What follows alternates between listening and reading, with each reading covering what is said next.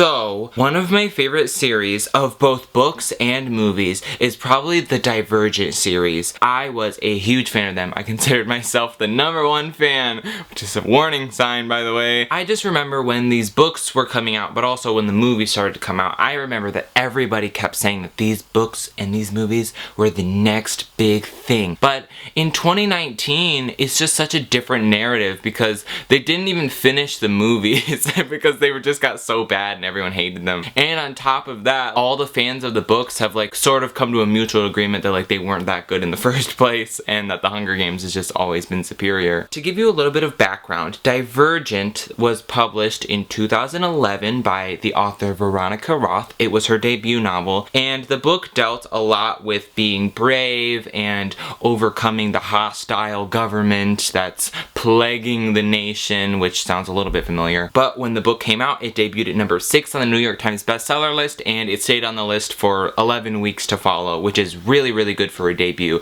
Not only that it hit the list, but that it maintained on the list for a couple months following that. I think this is all really funny timing because when you think about the actual timeline of what's going on here, The Hunger Games came out in 2008, and that series wrapped up in 2010. And then the films of The Hunger Games are coming out in 2012. And there's this small little year where I think the publishers were like, publishing was at a point where it's like, you can have anything that kind of sounds like Twilight or kind of sounds like The Hunger Games, and like, we're giving you 6 figures for that one, Veronica. The following year in 2012, Insurgent came out, and that book debuted at number 1 on the New York Times bestseller list. And around this time, movie hype began. Shailene Woodley was gonna be in it. Theo James was gonna be, he's kind of irrelevant, but Kate Winslet was gonna be in these movies, like Miles Teller, Ansel Elgort, a bunch of other stupid people. The cast was stellar, and it seemed like it was gonna have a wide appeal to a lot of people. And then in 2014, the film was finally released.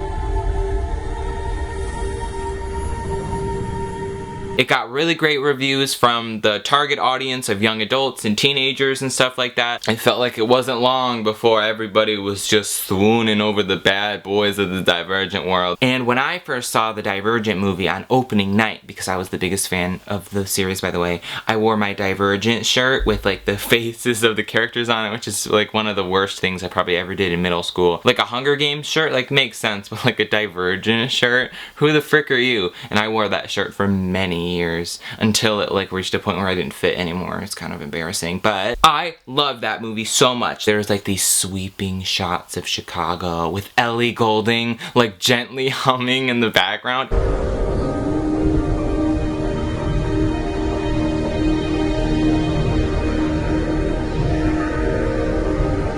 One of my favorite moments from the movie, this is me making fun of it by the way, it's like a little bit later on in the movie and things are a little bit sketchy, and Tris is gonna go to Erudite, which is like the smart people if you don't know that, and she is gonna go see her brother and like scope out the scene 'cause she's just such a bad girl. And then these guys come up to like take her away or like escort her out.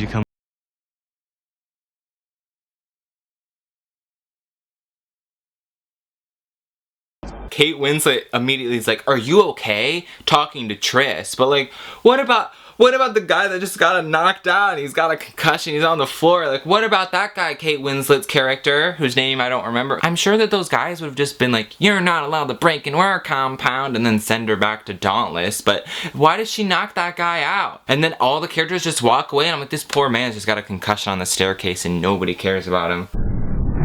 And the movie was a hit, and the sequel was greenlit, and it seemed like there was no way this franchise could go down the toilet, right?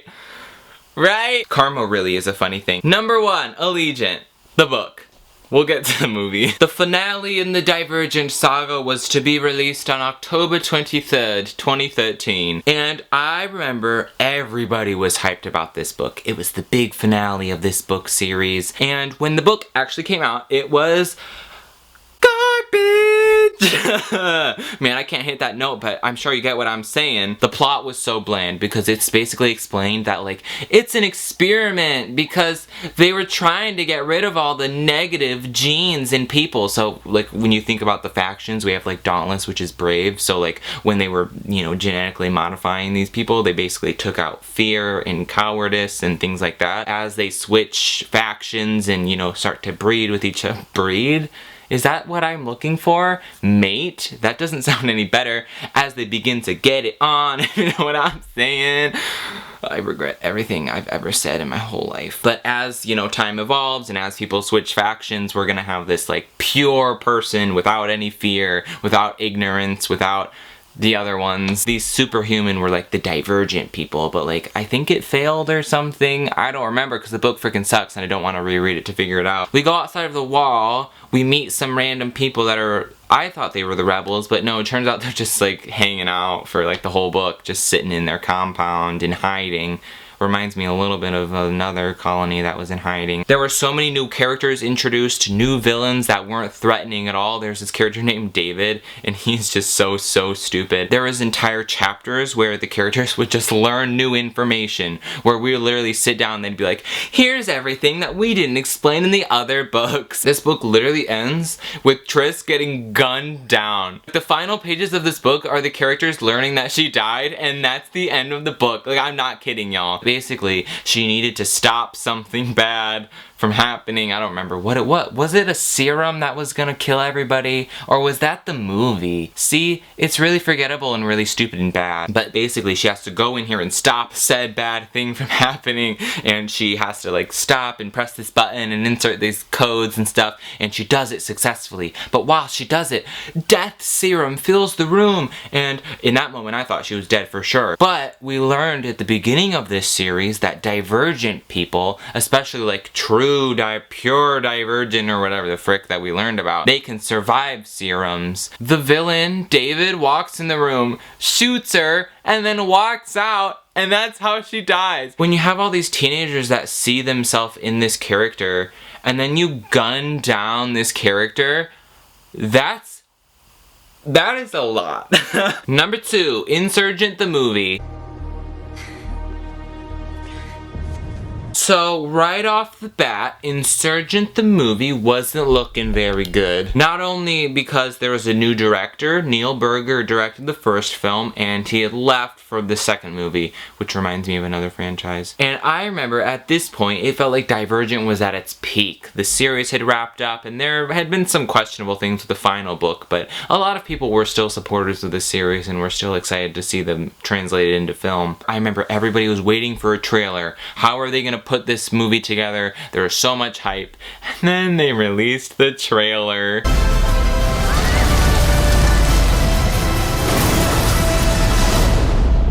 And it looked freaking terrible. In between the first movie and the second movie, Shailene Woodley had done The Fault in Our Stars, where she cut all of her hair off. So our main character looked extremely different. Instead of just slapping a wig on her and just calling it a day, she just went with the short hair, which is fine. I mean, characters change and evolve and stuff like that. But at the same time, it didn't look like the same character at all. She just looked like a completely different person. But on top of that, they just sort of turned up the CGI to an 11. And I just remember even I, who at this point was a huge fan of these movies and these books, I was turned off. I didn't want to see the movie. My hype had sort of died down. I remember I was confused about what was even going on in the trailer. I remember the characters that I had fallen in love with looked so different. The worlds didn't even look the same. It just felt like a completely different property. When the movie actually came out, it was freaking weird.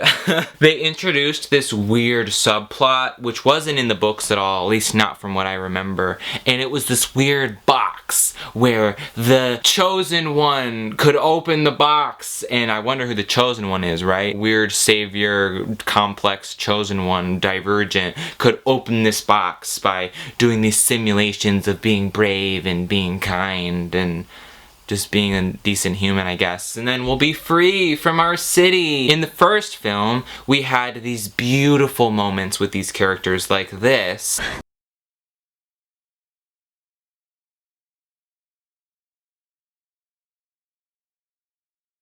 Oh my god! But then in the sequel, we had scenes like this. I'm not gonna fight you. Make you fight me! You're not me! I am. I'm what they see when they look at you. Like, the performances seemed different, the CGI just looked completely idiotic, and it just didn't really feel like the world of Divergent from the first film. It sort of felt like we took the actors from the first movie and then tried to make a different movie, if that makes any sense. Another really stupid thing about this movie was the fact that Four, his mother, was introduced, and in the books, Four is 18 years old, and I am currently 18 years old, so if you want to see a comparison, don't we look exactly the same? Yeah, right? This 30-something-year-old man is cast to play an 18-year-old, which is really funny and weird, but you would assume because they aged up the actor, they would also age up the person that was gonna play this person's mother. I would try to cast somebody in their 60s at least, because we need them to just look old, because Theo James, not to roast him, but he doesn't look young. But for some reason, they cast Naomi Watts. And when you watch the movie, when these two characters are together, she looks younger than him. It's just not believable that this woman is his mother. Put like a gray wig on her or something. Give her little fake wrinkles. What the frick are y'all doing? And when the film came out, it received mixed reviews, because obviously it freaking did, but it still managed to pull in around $300 million, which was significantly more than the first movie had made, so it was again considered a success by Lionsgate, who I guess is just a money-hungry snake. And my main problem with this film, regardless of everything else I've mentioned, is just the fact that tonally it was completely different than the first movie. Like, watching the end of the first movie and then watching the end of the second movie is like almost jarringly different. I don't even know who I am anymore. I know exactly who you are.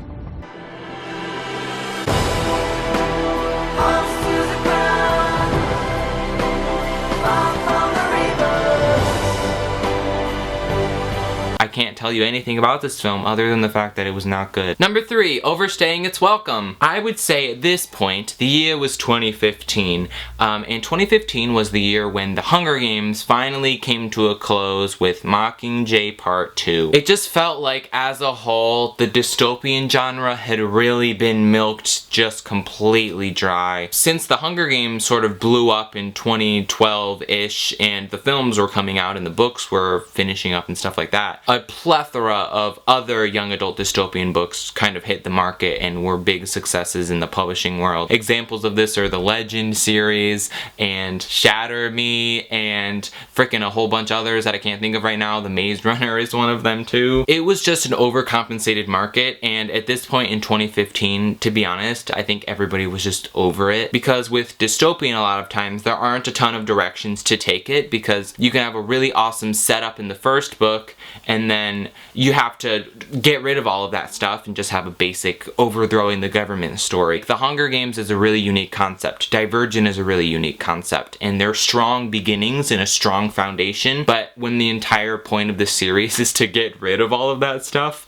it just sort of throws it off and it all sort of becomes the same in the end. I did mention earlier that the Divergent books got really big at a really, really good point, because, you know, it was right after the Hunger Games books had ended and stuff like that, but I feel like the Divergent movies were almost the opposite. I think they started at a good time, but the longevity of the dystopian craze didn't really match out with the length of the films, and especially because they decided to split the final book into 2 movies, which is a stupid idea. We'll talk about that in a second, but the fact that these movies were still gonna go on all the way till 2017, 5 years after the first Hunger Games movie came out, people were just over it. They had seen it before and it wasn't something that anybody wanted to see again, to be completely honest with you. I think even the Hunger Games series sort of saw the fatigue of the dystopian genre with the last film, which didn't perform nearly as well as the other ones because it was just sort of over with. But Divergent still had 2 movies to go. Number 4, Allegiant the movie.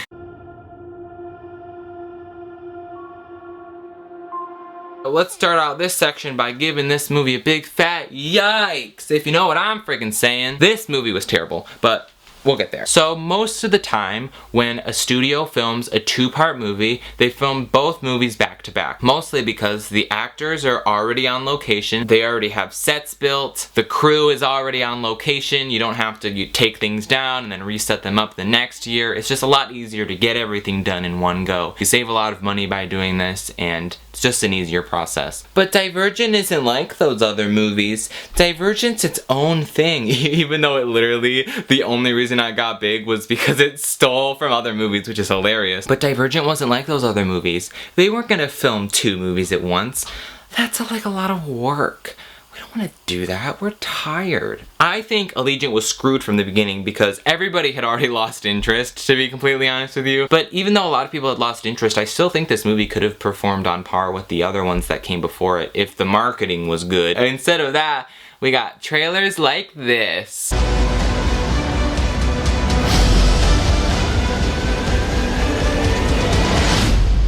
We can't go out there. We have to. There's no turning back. It just looks so stupid. It looks so bad. They use this stupid effect where they just, I literally feel like they went into like Microsoft Paint and just like highlighted it orange shot by shot. Like that's what it looks like. Like I feel like I could have done that on iMovie better than they did it in like the actual movie. And this weird orange stuff sort of retconned everything we knew about the outside wall, because in the early movies we have sweeping shots of outside of the wall and there's like these beautiful fields and there's like a ship for some reason, which I assume was like Navy Pier maybe. For some reason in this movie when we get over the wall, it's just like orange. The actual story of this movie just felt like a complete tangent from what the other films had been about. There were a lot of moments in this movie that were laughably bad. We did it.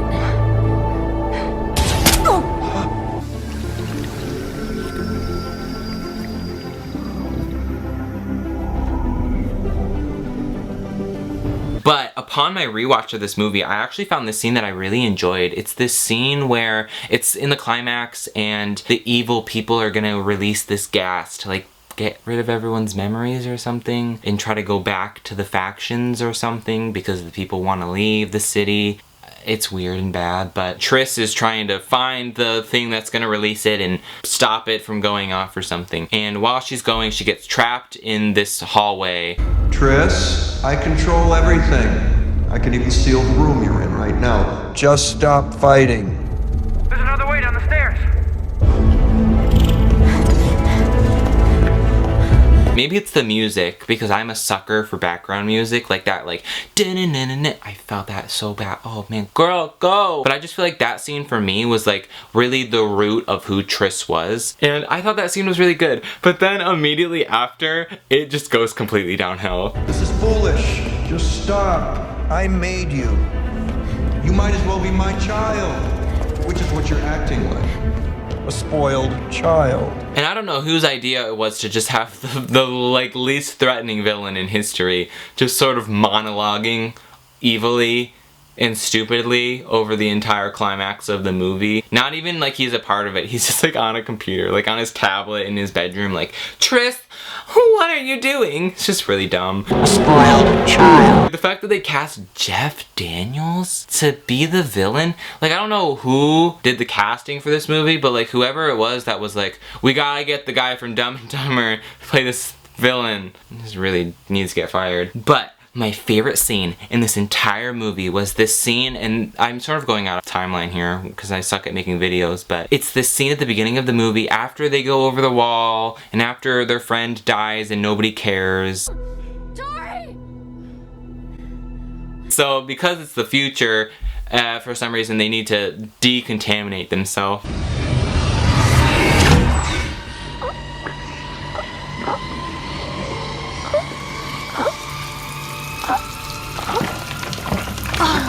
This is the best scene in cinematic history. I don't know why this film didn't win as a VFX award for the Oscars. I just can't imagine what they're asking Shailene Woodley to do in that moment. Like, you're just covered in goop and you're screaming to get out of it. And then the water comes down and the goop falls off. action. She's just like, but when the movie came out, it made $172 million, which is significantly less than the other two movies. And you might be thinking to yourself, Caleb, that's not terrible. Like, they're still gonna make the last movie, right? But when you learn that the budget for this movie was $110 million, wow, Jeff Daniels really came for that budget, I think. Spoiled child. A lot of people had sort of bailed out on this franchise at this point. The few people that stuck around for this third movie were drawn away from it. Fans of the books were upset that they changed so much. It just felt completely detached from the other films. But regardless of all of this, there is probably still maybe 10 people that were excited for the final movie. Number 5, Ascendant. When Allegiant was first announced that it was going to be split into 2, a lot of people were really iffy about it, myself included. A sucky book divided by 2, no way, Mr. Satan. When they announced that it was going to be split into 2, they released promo art for it and a poster. But when Allegiant had flopped, they pushed back the release to the summer. I assumed to get a better script, they had a new director,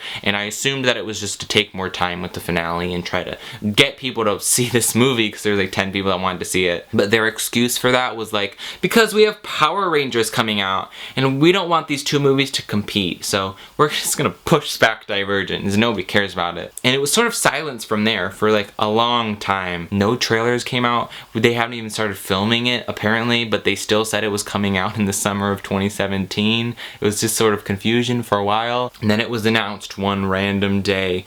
Ascendant would be coming to TV.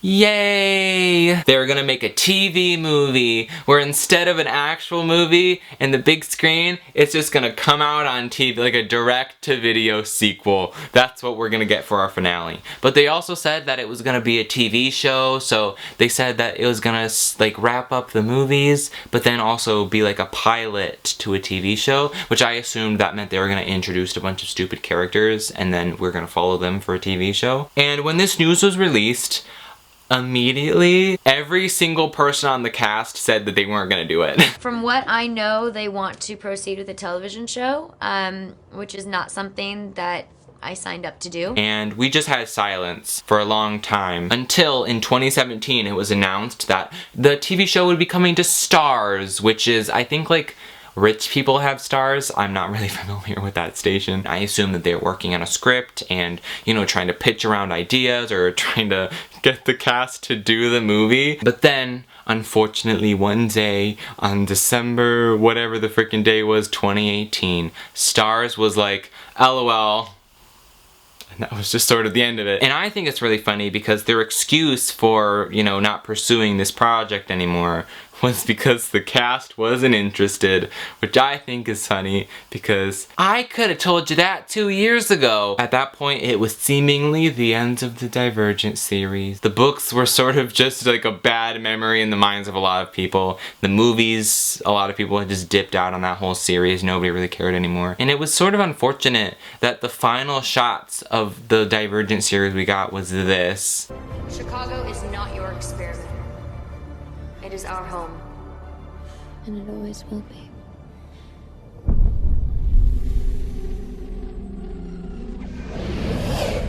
This is a really Oscar-winning scene, if you ask me. The movie literally ends with the villain, who's the least threatening actor, but also character ever, menacingly looking at our characters hugging. I think it is hilarious. Spoiled child. Number 6, trying to be the Hunger Games. I would say the biggest reason why Divergent failed as an entire property is probably because from the beginning, Divergent was always the rebound boyfriend in our hearts. Divergent was never its own thing. It was always it's kind of like the Hunger Games, and that sort of was the basis why everybody liked it in the first place. I don't know if Divergent was ever that great, to be completely honest with you. I think it was always just a Hunger Games, but not as good as the Hunger Games. I just think that this series got so big was because it sort of hit the market at a really good time and struck a chord with audiences because of what they wanted it to be, not because of what it actually was, if that makes sense. And I think the reason why the Hunger Games films specifically did so well is because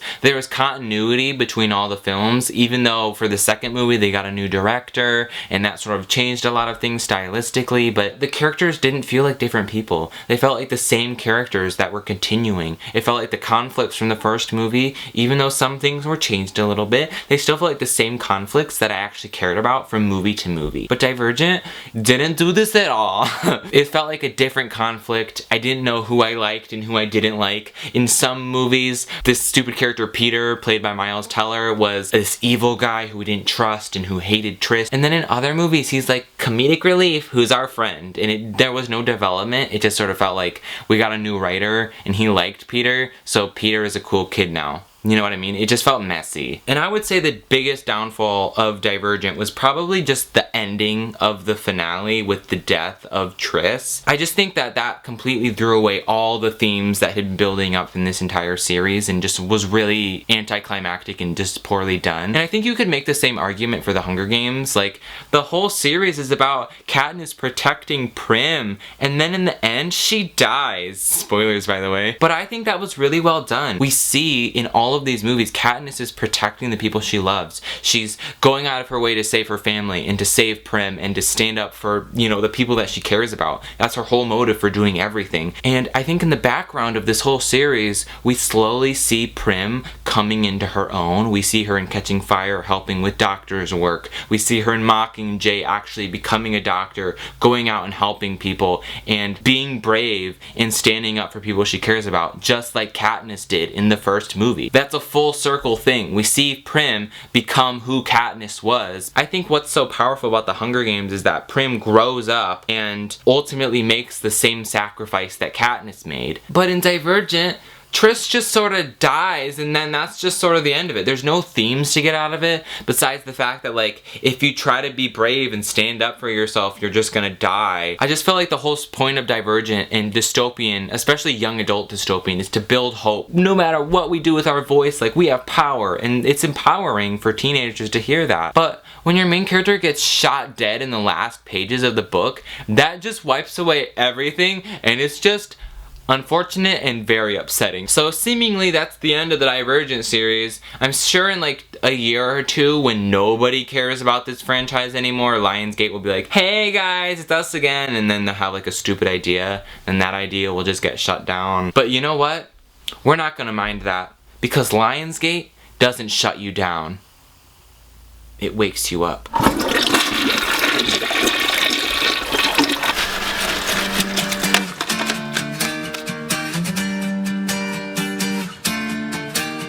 We know what you are. If you're dauntless, if you're candor, or if you're not at all. You don't have to decide, don't have to get stressed. Sit back and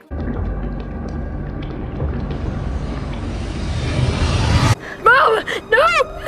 Mom!